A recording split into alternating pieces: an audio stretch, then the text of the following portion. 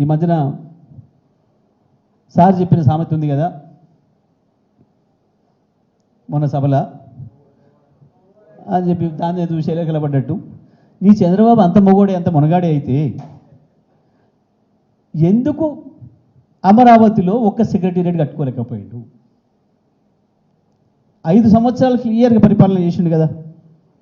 మోడీ ఆయన చేతిలో ఉన్నాడు కదా. అవాళ మోడీనే స్వయంగా వచ్చి శంకుస్థాపన చేసిండు కదా.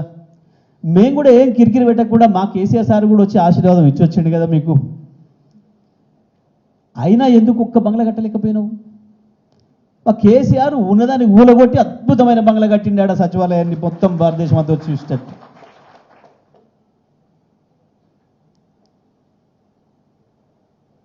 ఏది మీ మునగంతనం?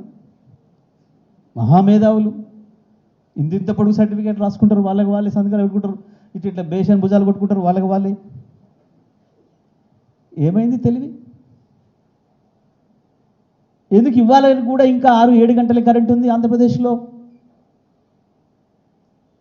ఇవాళకి కూడా 6-7 గంటల కరెంటు రైతాంగానికి.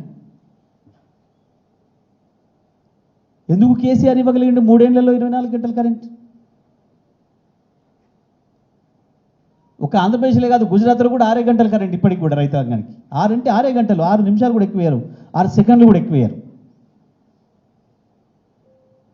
ఆ రాహుల్ గాంధీ అంటూ పెద్ద కార్యకర్త దొరికిండు మోడీకి కాబట్టి నడుస్తుంది కానీ వాళ్ళ రాజ్యం. కేసీఆర్ కనుక నోరు ఇప్పడం మొదలు పెడితే మోడీ బట్టలు ఊసిపోవడం ఖాయం. వీళ్ళు కొట్టుకుంటున్న గప్పాలు రాయించుకుంటున్నవి మీడియాని భయపెట్టి, పొలిటికల్లోనే భయపడుతుండే ఈడీలకు ఐటీలకు. ఇక మీడియా హౌస్ వాడు భయపడా? వాళ్ళు చేసే పనులే అవాయి, ప్రతినిత్యం భయమేనా?